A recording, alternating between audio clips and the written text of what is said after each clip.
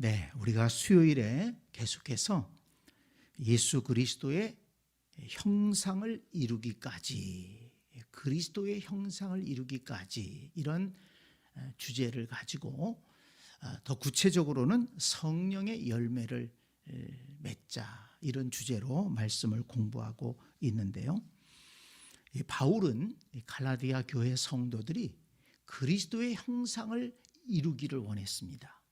그래서 그리스도의 형상을 이루기까지 내가 해산의 수고를 아끼지 않겠다. 바울 사도의 목표가 성도들이 그리스도의 형상을 이루는 것이었습니다. 그 목표가 우리의 목표가 되었으면 좋겠습니다. 우리가 신앙생활하면서 예수 그리스도의 형상을 이루며 신앙생활한다면 하나님을 기쁘시게 하고 우리 자신에게는 복이 되고 또 많은 사람들에게 덕을 끼칠 수가 있을 것입니다. 그리스도인이 된다는 것이 어떤 의미일까?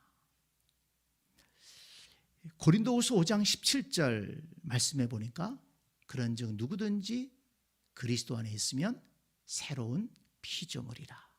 이전 것은 지나갔으니 보라 새 것이 되었도다 말씀했습니다. 이 그리스도인이 된다는 것은 그리스도 안에서 새로운 피조물이 되는 것이다. 이렇게 바울은 선언했습니다. 예수를 믿는다는 것은 제가 자주 말씀드리는 것이기도 합니다만은 나는 있는 그대로 있고 그냥 예수를 믿는 것, 이것이 아니라는 거예요. 자, 우리가 잘못 생각하는 것은 나는 그대로 있고 내가 예수를 믿는 것, 이렇게 생각하면 이 그리스도인이 된다는 것을 진정으로 이해하지 못하는 것입니다. 그리스도인이 된다는 것은, 예수님을 믿는다는 것은 예수님이 우리 안에 들어오시는 겁니다. 그래서 영접한다. 예수님이 우리 안에 들어오셔서 내 속에서 나를 새롭게 변화시키는 것이 그리스도인이 되는 것이고, 그 예수님을 믿고 예수님과 함께 예수님이 나의 피가 되고 살이 되고 내 삶이 되는 것이 진정으로 예수님을 믿는 것이다. 예수님과 함께 죽고 예수님과 함께 살고 예수님과 함께 살아가는 것이 예수님을 믿는 것입니다. 그래서 예수님을 믿는 것은 새로운 피조물이 되는 것이다. 그냥 나는 그대로 있고 예수님을 덧입는 것이 아니라는 거예요. 옛사람을 벗어버리고 예수 그리스도로 다시 옷 입는 것이 예수님을 믿는 것입니다. 그것이 바로 새로운 피조물이라는 것입니다. 그래서 예수님을 진정으로 믿게 되면 사람은 변할 수 있다, 없다? 사람은 변할 수 있다. 예수님을 진정으로 믿고 예수님을 진정으로 모셔드리고 예수님과 진정으로 동행하게 되면 사람은 변할 수 있다. 왜? 그리스도 안에서 새로운 피조물이기 때문에 그렇습니다. 그래서 저와 여러분들이 우리 신앙의 수준을 낮게 잡으면 안 되겠어요. 이 성경이 말하는 신앙의 수준은 정말 높습니다. 왜냐하면 하나님이 거룩하신 분이고 하나님은 우리가 상상할 수 없는 수준, 우리를 초월해 계신 분이 아닙니까? 근데 하나님은 우리를 그런 영광스러운 삶으로 부르시는 거예요. 그래서 내가 예수 믿는다, 나 교회 다닌다 할 때 나는 그리스도 안에서 새로운 피조물이다. 이전 것은 지나갔다. 그래서 새로운 피조물로 살아가는 것입니다. 이런 의식을 우리가 가지고 살아가야 된다는 것입니다. 새로운 피조물로 살아가자. 나는 새로운 피조물이다. 이전 것은 지나갔다. 나의 모든 못된 것들, 잘못된 것들은 다 이전 것이고 지나갔다. 이제 그리스도 안에서 새로운 삶을 살아간다. 이 마음을 갖자는 것입니다. 그런데 그게 결심으로 잘 안 된다는 거예요. 인간의 연약함이 있기 때문에. 그래서 갈라디아서 5장 16절에 바울이 뭘 얘기합니까? 너희는 성령을 따라 행하라. 날마다 매 순간마다 성령님을 의지하고 성령님을 따라 행할 때에 육체의 욕심을 이루지 아니하고 우리는 그리스도 안에서 새로운 피조물로서의 삶을 살아갈 수가 있는 것입니다. 그리스도의 형상을 이루기까지 우리는 성령을 따라 행하는 사람들이 되어야 되고, 성령을 따라 행하게 되면 성령의 열매를 맺게 됩니다. 자, 그런데 고린도후서 5장 17절 말씀 한번 여러분 찾아보세요. 아까 제가 읽었습니다만은 한번 찾아봤어요. 중요한 것이 있기 때문에, 오늘의 주제와 맞기 때문에 고린도후서 5장 17절 말씀, 그런즉 누구든지 그리스도 안에 있으면 새로운 피조물이라. 이전 것은 지나갔으니 보라 새 것이 되었도다. 그런데 그 다음에 뭐라고 그랬습니까? 모든 것이 하나님께로부터 났으며 그가 그리스도로 말미암아 우리를 자기와 화목하게 하시고 또 우리에게 화목하게 하는 직분을 주셨으니 곧 하나님께서 그리스도 안에 계시사 세상을 자기와 화목하게 하시며 그들의 죄를 그들에게 돌리지 아니하시고 화목하게 하는 말씀을 우리에게 부탁하셨느니라. 자, 새로운 피조물이 되었는데 그 다음에 바로 말씀하신 게 뭡니까? 하나님께서 우리를 그리스도 안에서 화목하게 하시고 화목하게 하는 말씀을 부탁하셨다. 화목하게 하는 직분을 주셨고 화목하게 하는 말씀을 부탁하셨다 하는 것입니다. 이 말씀을 왜 읽었느냐? 오늘 성령의 열매 세 번째, 사랑과 희락과 화평과. 성령의 열매 세 번째 오늘 공부하는 날인데요, 화평의 열매입니다. 그러니까 성령을 따라 행하는 사람은 화평의 열매를 맺는다는 것입니다. 화평케 하는 자라는 것입니다. 화평을 이루는 자가 되어야 된다는 것입니다. 그런데 바로 이것이 바울이 얘기한 대로 그리스도 안에서 새로운 피조물이다. 근데 새로운 피조물에게는 새로운 직분이 주어졌어요. 그 직분이 뭡니까? 화목하게 하는 직분이라는 거예요. 이 화목하게 하는 직분은 목사의 직분보다 더 앞섭니다. 장로의 직분보다 더 앞섭니다. 권사의 직분보다 더 앞섭니다. 안수집사, 어떤 다른 직분보다 이 화목하게 하는 직분은 앞서는 거예요. 모든 그리스도인에게 주신 직분이 화목하게 하는 직분입니다. 그래서 이 직분을 잘 감당하는 것이 새로운 피조물의 삶이라는 것입니다. 이것을 오늘 잊지 말았으면 좋겠습니다. 내가 그리스도 안에서 새로운 피조물이 되었습니다. 그러면 주께서 나에게 맡겨주신 직분이 뭐라고요? 화목하게 하는 직분이다. 그리고 화목하게 하는 말씀을 부탁하셨다.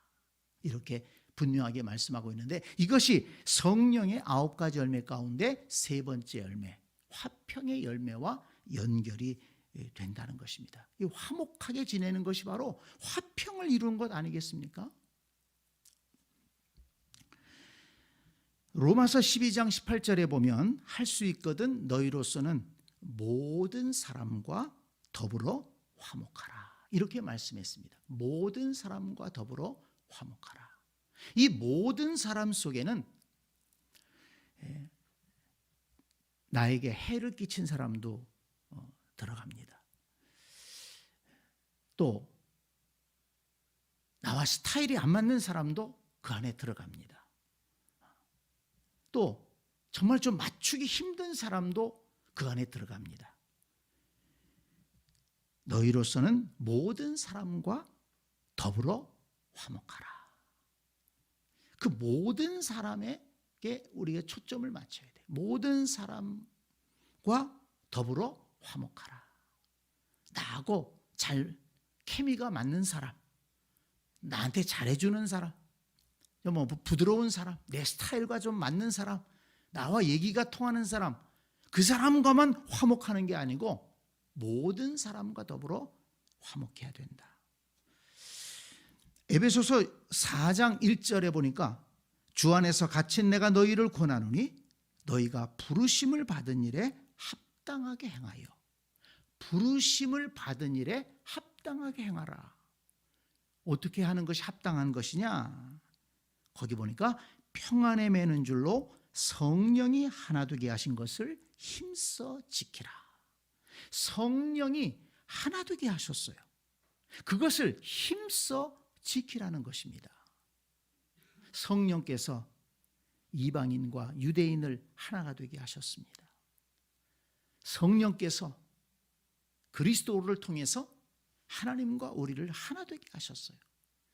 그 성령이 하나 되게 하신 것을 힘써 지켜라. 왜 힘써라는 표현을 썼을까요? 하나 되게 하는 것을 지켜가는 것은, 화목함을 이루어가는 것은 쉬운 일이 아니라는 거예요. 그러니까 여러 사람들, 다양한 사람들, 참 복잡한 사람들이 함께 모여있기 때문에 힘듭니다. 그렇기 때문에 힘써 지켜라. 그것이 부르심을 받은 자의 합당한 삶이다. 그런데 예수님은 한 걸음 더 나아가서 화평케 하는 자가 복이 있나니 그들이 하나님의 아들이라 일컬음을 받을 것이며, 이렇게 말씀했습니다. 마태복음 5장 9절에서 화평케 하는 자가 하나님의 자녀라는 거예요. 그냥 화목하게 하는 것은 권고사항이 아니라는 것입니다. 화목하고 화평함을 이루어가는 사람이 바로 하나님의 자녀다. 그럼 바꾸어 말하면 화목하게 하지 않고 분열시키고 분쟁을 일으키게 하고 다툼을 일으키게 하는 사람은 하나님의 자녀가 아니라 그것은 마귀의 자녀다 하는 것입니다. 그런데 사실 이 말씀을 그리스도인들이 제대로 받아들이지를 않습니다. 그렇기 때문에 그리스도인들 가운데에도 얼마나 많은 분쟁과 다툼이 있고, 역사적으로 보면 기독교 국가라고 하는 나라에서도 얼마나 많은 전쟁이 일어나고, 그들 나름대로는 의로운 전쟁이라고 해서 전쟁을 많이 했습니다마는 이것이 과연 하나님의 뜻에 맞는 것인가? 또 교회도 많이 분열되지 않습니까? 성도들이 신앙생활하면서 참 어려움을 겪는 것 중에 하나가 서로 간에 갈등하는 것 아니겠습니까? 그러니까 우리가 이 말씀, 화평하게 하는 자는 복이 있나니 그들이 하나님의 아들이라, 이런 말씀만 정말 가슴 깊이 받아들이고 우리에게 화목하게 하는 직분을 주셨고 모든 사람과 더불어 화목하라고 하신 이 말씀을 믿음으로 받아들이고 정말 성령을 따라 살아간다면 우리 교회 안에서 생기는 많은 문제들, 이 갈등의 문제들은 사라지게 될 것입니다. 가정 안에서도 마찬가지입니다. 이 말씀을 우리 안에 품고 우리 가족들이 함께 살아간다면 그런 그리스도인의 가정은 얼마나 화목하고 또 화평을 이룰 수가 있겠습니까? 요한복음 13장 35절, 너희가 서로 사랑하면 이로써 모든 사람이 너희가 내 제자인 줄 알리라. 예수님의 제자의 표가 뭐냐? 서로 사랑하라는 거예요. 설교를 잘한다고 제자의 표가 아니고, 능력을 행한다고 제자의 표가 아니고, 너희가 서로 사랑해라. 그러면 모든 사람이 너희가 내 제자인 줄 알리라. 이 말씀만 잘 깨달았어도 얼마나 우리 그리스도인들 가운데 화목함이 있고 또 사랑함이 있었겠습니까? 그래서 예수님께서 제자들을 위해서 기도한 것 가운데 요한복음 17장 21절에 보면 아버지여 아버지께서 내 안에 내가 아버지 안에 있는 것 같이 그들도 다 하나가 되어 우리 안에 있게 하사 세상으로 아버지께서 나를 보내신 것을 믿게 하옵소서. 성도들이 하나가 되어서 한 마음으로 서로 사랑하고 서로 섬기고 화목하게 살아가게 되면 그 모습을 보고 세상 사람들이 아버지께서 나를 보내신 것을 믿는다는 거예요. 예수님을 이 땅에 보내신 것을 믿는다는 것입니다. 그리스도인들의 그 특징이 뭐냐? 서로 사랑하고 화목하는 것이라는 것을 이렇게 누차 예수님께서 강조해서 말씀하셨습니다. 그리고 중요한 것은 예수님께서 이 땅에 오신 것이 바로 화평을 이루기 위해서 오셨다 하는 것입니다. 이 말씀을 준비하면서 에베소서 2장의 말씀을 찾아보게 되었는데요. 여러분 에베소서 2장 말씀을 한번 찾아보시기 바랍니다. 아주 중요한 키워드가 있어서 그렇습니다. 화평하게 하는 자, 화목하게 하는 직분, 이것에 참 맞는 우리가 기억해야 될 이런 키워드가 있어서 좀 찾아보기를 원하는데요. 에베소서 2장 11절부터 말씀을 제가 좀 천천히 읽으면서 볼 텐데요. 여러분 이 말씀을 주의 깊게 한번 보시기 바랍니다. 그러므로 생각하라. 우리 생각 좀 하고 예수 믿읍시다. 그러므로 생각하라. 너희는 그때 육체로는 이방인이요 손으로 육체에 행한 할례를 받은 무리라. 칭하는 자들로부터 할례를 받지 않은 무리라. 칭함을 받은 자들이라. 그때 너희는 그리스도 밖에 있었고 이스라엘 나라 밖에 사람이라. 약속의 언약들에 대하여는 외인이요 세상에서 소망이 없고 하나님도 없는 자이더니 이제는 전에 멀리 있던 너희가 그리스도 예수 안에서 그리스도의 피로 가까워졌느니라. 그는 우리의 화평이신지라. 그는 우리의 화평이신지라. 유대인과 이방인을 하나로 만드신 그리스도의 피로 하나 되게 하신 분이 바로 예수 그리스도이십니다. 그런데 예수님은 어떤 분이라고요? 그는 우리의 화평이시니라. 둘로 하나를 만드사 원수된 것 곧 중간에 막힌 담을 자기 육체로 하시고, 예수님은 중간에 막힌 담을 자기 육체로 허셨다고 그랬어요. 담을 쌓는 사람이 아니라 담을 허는 사람이었어요.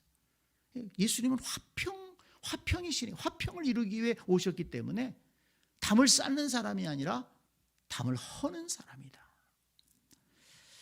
법조문으로 된 계명의 율법을 폐하셨으니 이는 이 둘로 자기 안에서 한 새 사람을 지어 화평하게 하시고 또 십자가로 이 둘을 한 몸으로 하나님과 화목하게 하려 하심이라. 원수된 것을 십자가로 소멸하시고, 원수된 것을 십자가로 소멸시키셨다는 겁니다. 원수 몇 개 만드는 게 아니라 원수된 것을 소멸하시는 분이에요. 또 오셔서 먼 데 있는 너희에게 평안을 전하시고 가까운 데 있는 자들에게 평안을 전하셨으니 이는 그로 말미암아 우리 둘이 한 성령 안에서 아버지께 나아감을 얻게 하려 하심이라. 그러므로 이제부터는 너희는 외인도 아니요 나그네도 아니요 오직 성도들과 동일한 시민이요 하나님의 권속이라. 너희는 사도들과 선지자들의 터 위에 세우심을 입은 자라. 그리스도 예수께서 친히 모퉁이 돌이 되셨느니라. 그리스도 예수께서 친히 모퉁이 돌이 되셨느니라. 여러분 이 말씀에 밑줄을 꽉 쳐놓으시기 바랍니다. 저는 이 말씀을 읽으면서 다른 말씀도 참 감동이 됐지만 이 말씀이 너무 감동이 됐어요. 그리스도 예수께서 친히 모퉁이 돌이 되었다. 모퉁이 돌이 되신 예수님. 모퉁이 돌이 뭡니까? 집 지을 때 이쪽 벽과 이쪽 벽을 연결시켜 주는 게 모퉁이 돌이에요. 예수님이 그 일을 하셨다는, 모퉁이 돌의 역할을 하셨다는 것입니다. 그게 바로 화평하게 하신 것이고, 하나님과 우리 인간을 화목하게 하시고, 유대인과 이방인을 화목하게 하시고, 막힌 담을 허시고, 원수된 것을 소멸하게 하시고, 그래서 모퉁이 돌이 되게 하셨어요. 하나로 연결시키셨어요. 하나의 집이 되게 하셨습니다. 성전이 되게 하셨어요. 그게 예수님이 하신 일이라는 것입니다.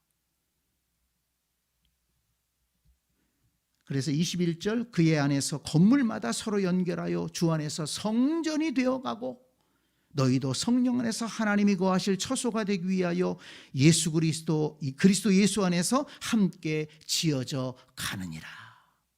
우리가 함께 하나님이 거하실 성전으로 지어져 가는데 그 모퉁이 돌이 누구냐? 예수님이 그 모퉁이 돌이 되셨다는 거예요. 여러분, 저와 여러분도 모퉁이 돌이 되어야 될 줄로 믿습니다. 담을 허무는 자가 돼야 되겠어요. 담을 세우는 자, 이 사람과 이 사람 사이에 담을 세우는 자가 아니고 담을 허물어야 돼요. 이 사람과 이 사람 사이에 어떤 원수 맺고 다툼이 있다면 그걸 소멸시키는 자가 돼야지, 이간질하고 부정적인 얘기 자꾸 해서 자꾸 담을 만들고 원수되게 만들면 안 되잖아요. 그리고 모퉁이 돌이 되어서 이 사람과 이 사람을 하나로 만나게 만들고 같이 화목하게 해서 그리스도의 성전을 세워가는 것이 바로 예수님을 닮아가는 삶이라는 것입니다. 그래서 예수님께서 모퉁이 돌의 사역을 감당하신 것처럼 저와 여러분도 모퉁이 돌이 되자는 거예요. 여러분, 우리 교회의 모퉁이 돌이 되어주시기 바랍니다. 하나님 나라의 모퉁이 돌이 되어주시기 바랍니다. 여러분, 우리 가정의 모퉁이 돌이 되시기 바랍니다. 우리 직장에서 모퉁이 돌이 되시기 바랍니다. 담을 쌓는 자가 아니라, 원수 맺게 하는 자가 아니라, 우리는 담을 헐고 그리고 서로 연결해서 화목하게 해서 예수님처럼 모퉁이 돌의 삶을 살아가자. 이 화목함의 유익에 대해서 이 말씀을 준비하면서 우리가 지금 전도서 말씀을 매일 성경을 통해서 이렇게 묵상하고 제가 그것을 정리해서 보내드리고 있는데, 그 전도서의 말씀을 묵상하다가 우리가 잘 아는 말씀입니다마는 4장 9절로 12절에 보면 이 화목함의 유익, 서로 화평하고 하나 돼서 신앙생활하는 것이 얼마나 유익한가 하는 것을 정말 잘 보여주는 말씀이 거기 있지 않습니까? 이 전도서 4장 9절로 12절. 두 사람이 한 사람보다 나음은 그들이 수고함으로 좋은 상을 얻을 것입니다. 혹시 그들이 넘어지면 하나가 그 동물을 붙들어 일으키려니와 홀로 있어 넘어지고 붙들어 일으킬 자가 없는 자에게는 화가 있으리라. 또 두 사람이 함께 누우면 따뜻하거니와 한 사람이면 어찌 따뜻하랴. 한 사람이면 패하겠거니와 두 사람이면 맞설 수 있나니 세 겹줄은 쉽게 끊어지지 아니하느니라. 화목함의 유익을 말씀하고 있잖아요. 4가지. 첫째, 힘을 합해서 일을 하게 되면 더 큰 상을 얻을 수 있다는 거예요. 더 좋은 일을 이룰 수가 있다는 것입니다. 그 다음에 두 번째는 어려울 때 서로 붙들어 줄 수 있다는 거예요. 혼자 있다 쓰러지면 누가 붙잡아 주느냐. 서로 화목하고 화평하게 지내면, 한 사람이 어려움 당하면 붙들어 준다는 거예요. 여러분, 이런 거 많이 경험하지 않습니까? 세 번째는 따뜻한 정을 나눌 수가 있다는 거예요. 사람은 정이 없으면 살 수가 없어요. 정 떨어지면 못 사는 거예요. 가족도 그렇고 신앙생활도 교회 생활도 마찬가지입니다. 정이 있어야 돼요. 따뜻함이 있어야 돼요. 만나면 좋아야 돼요. 만나고 싶어야 되고. 이게 화목해야지 그렇지 않습니까? 화목해야 만나고 싶은 거고, 화목해야 정을 느끼고, 만나면 따뜻하고. 사람은 이 만남의 정이 있어야 삶의 의미가 있어요.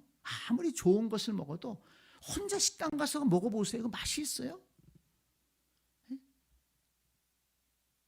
그렇게 비싼 게 아니라도 국밥 한 그릇을 먹더라도 같이 모여서 웃으면서 얘기하고 떠들며 먹으면 그거 얼마나 맛있습니까? 이 사람은 정이 없으면 못 사는 거예요. 화목해야 정이 생기는 것 아닙니까? 이 화목함의 유익이 위대한 것입니다. 우리를 살리는 거예요. 화목하지 않으면 사람을 죽이는 거예요. 그리고 또 하나, 함께 싸울 수 있잖아요. 우리가 싸울 일이 있을 때, 정말 마귀가 쳐들어올 때, 또 악한 것이 올 때 함께 힘을 모아서 싸울 수가 있습니다. 이 전도서에서 솔로몬이 이렇게 화목함의 유익에 대해서, 화평함의 유익에 대해서 잘 말씀해 줬습니다. 이런 유익을 안다면 저와 여러분이 화목함을 이루고, 참 예수님이 모범을 보여주신 것처럼 모퉁이 돌의 삶을 살아가면서 화평을 이루면서 살아간다면 우리가 함께 힘을 모아서 주님을 위해서 더 아름다운 일들을 감당하고 더 큰 상을 받을 수 있을 것이고, 우리가 정말 살아가다가 서로 어려울 때 위에서 기도해주고 붙들어주는 아름다운 역사가 있어서, 그래서 한 사람도 실족하지 않고 끝까지 믿음을 지키고 나갈 수 있을 것이고, 또 우리가 함께 모여서 따뜻함을 느끼면서, 정을 느끼면서 기쁨으로 신앙생활 할 수가 있고, 또 우리가 싸워야 될 때는 힘을 합해서 같이 싸워 이기면서 주의 몸 된 교회를 세워나가는 것 아니겠습니까? 이런 아름다운 축복이 어디에 있느냐? 바로 이 성령의 열매, 세 번째 화평의 열매 속에 담겨져 있다는 거예요. 우리가 그렇다면 이 화평의 열매를 맺기 위해서 애써야 되지 않겠습니까? 성령을 따라 살면서 하나님, 나의 삶이 화평을 이루는 삶이 되게 하여 주옵소서. 화목하게 하는 삶이 되게 하여 주옵소서. 모퉁이 돌이 되는 삶을 살게 주옵소서. 우리가 그렇게 기도해야 되겠습니다.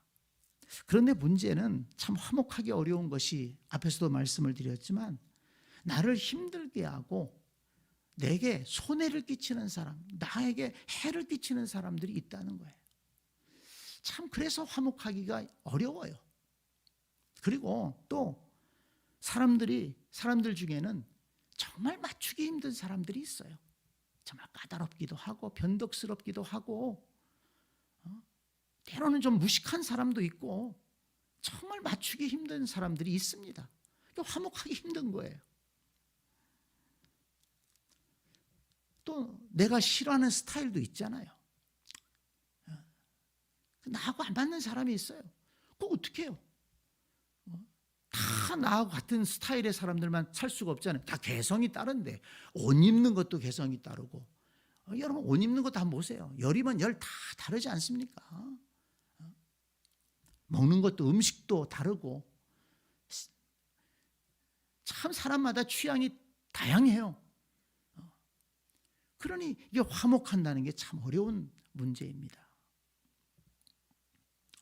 그렇지만 화목해야 된다, 화평을 이루어야 된다는 대전제가 우리에게 있지 않습니까? 그러므로 우리는 주의 말씀을 따라서, 성령을 따라서 살아야지만이 화평을 이룰 수가 있는 것입니다. 나를 힘들게 하고 내게 해를 끼치는 사람들 용서해야 합니다. 성경은, 주님은 용서를 권고사항으로 얘기하지 않았어요. 용서하도록 노력해봐라, 이런 말씀하지 않으셨어요. 용서해라. 마태복음 18장에 보면 유명한 말씀이 있죠. 베드로가 예수님에게, 형제가 내게 죄를 범하면 몇 번이나 용서해주면 되겠습니까? 예수님이 한마디로 얘기했어요. 7번 뿐만 아니라 7번을 70번까지라도 용서해 주어라. 이건 무슨 말씀입니까? 끝까지 용서해 주어라. 그거 왜 그러느냐? 왜 그러면 그렇게 용서해 줘야 되느냐? 왜 그래야 되는데요? 우리는 물어볼 수 있잖아요. 그러니까 예수님이 이렇게 말씀하십니다. 예를 들어서 한 가지 말씀하세요. 어떤 왕이 10,000달란트를 빚진 종이 있어서 불러가지고, 너 빨리 그 빚 갚아라 그랬는데, 그 종이, 나는 그걸 갚을 길이 없습니다, 살려주십시오, 사정을 하니까 그 왕이 불쌍히 여겨서 그걸 탕감해 주었어요. 얼마나 기뻤을까요? 그래가지고 기쁨으로 나오는데 누구를 만났어요? 그 사람이 누굽니까? 자기한테 100데나리온 빌린 사람. 근데 이 사람이 지금 10,000달란트의 빚을 탕감받고 나오는데 그 100데나리온 자기한테 빌려가서 안 갚는 사람 멱살을 잡은 거예요. 너 그거 안 갚어? 응? 그랬더니 그 사람이 내가 지금 어려워서 그러니까 조금만 기다려달라고 사정을 하는데도 나 너 못 봐줘. 가자. 가서 경찰서로 데려간 거예요. 근데 이 소식을 그 왕이 들었습니다. 그래? 나는 저한테 10,000달란트를 빚졌는데도 그걸 탕감해 줬는데 100데나리온 그 적은 돈 그거 빌렸다가 안 갚는다고 그래서 그래 고소를 했다고? 그 자식 데리고 와. 나 너 돈 탕감 못 해준다. 다 갚아라. 이랬다는 거예요. 이게 무슨 말입니까?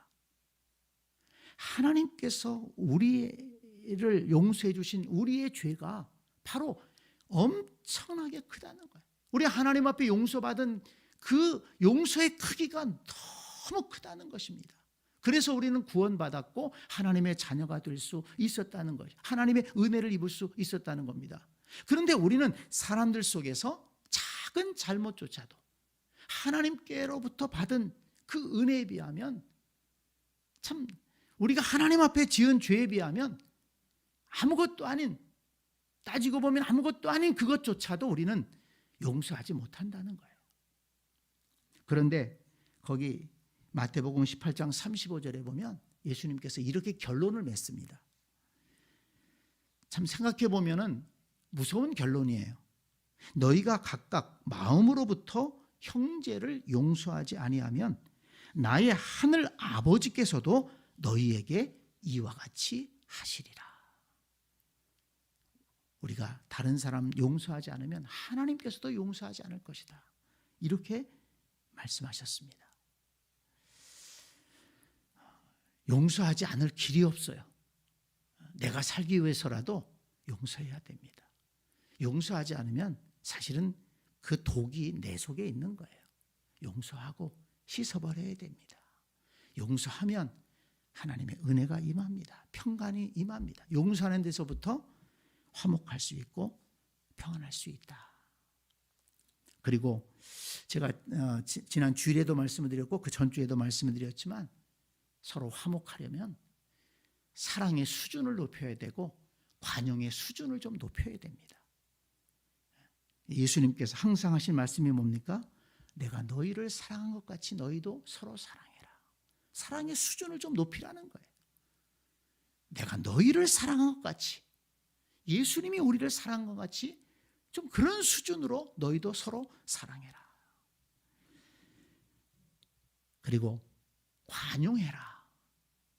빌립보서 4장 5절에 보니까 너희 관용을 모든 사람에게 알게 하라. 주께서 가까우시니라.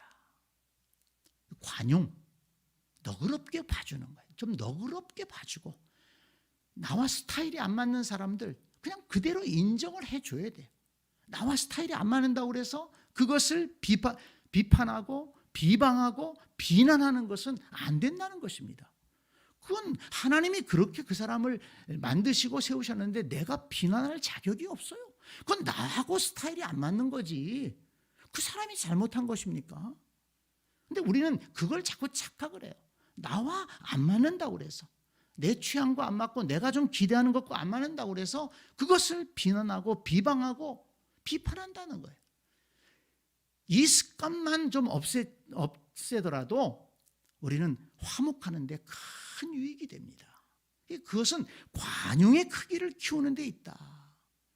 성경은 말씀합니다. 그래서 지난 주일에도 말씀을 드렸지만 바울이 교회 일꾼의 자격을 얘기하면서 빼먹지 않은 것이 뭡니까? 관용하라는 거예요. 디모데전서 3장에서 교회 일꾼을 얘기하면서 술을 즐기지 아니하며 구타하지 아니하며 오직 관용하며 다투지 아니하며 다른 조건들도 있지만 관용해야 된다.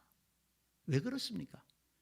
교회 일꾼은 교회를 하나되게 하는 것이 교회 일꾼인데 관용하는 마음이 없으면 교회 일꾼으로서의 자격이 없다는 거예요. 조금 모난 사람들 그거 다 받아줘야 되는데, 그래야지 교회 하나가 될 수 있는데, 그거 관용하지 않으면 되겠습니까? 이 사람은 이래서 싫고, 저 사람은 저래서 싫고, 저 사람은 저런 것 때문에 꼴보기 싫고, 그러면 교회가 어떻게 되겠어요? 교회 일꾼의 자격 중에 관용이 들어가 있는 거예요. 관용의 크기를 키워야 됩니다. 좀 너그럽게 봐주는 마음. 그래서 너희 아버지의 자비로우심 같이 너희도 자비하라, 이렇게 말씀하지 않았습니까? 그래서 사랑의 수준을 높이고 관용의 수준을 높이자. 내 속에 사랑의 크기를 좀 넓히고 관용의 크기를 좀 넓혀보자. 그러면 우리가 주께서 말씀하신 대로 이 화목하게 하는 일꾼의 사명을 감당할 수 있다. 그러면서 화평의 열매를 맺을 수 있다 하는 것입니다. 오늘 우리 성령의 열매 세 번째, 화평의 열매에 대해서 살펴봤는데요. 이 말씀을 마치면서 한 가지 꼭 잊지 말았으면 하는 것. 예수님은 모퉁이 돌이 되셨습니다. 모퉁이 돌. 저와 여러분, 모난돌 되지 말고 모퉁이 돌이 됩시다. 모난돌은 다른 사람들 상처 줍니다. 굴러다니면서, 모난돌은 굴러다니면서 다른 사람들 상처 주고 분열시켜요. 우리는 모난돌이 아니라 모퉁이 돌이 되자. 예수님처럼. 이것을 잘 마음에 담고 살아간다면 화평의 열매를 우리가 잘 맺게 될 줄로 믿습니다. 아멘.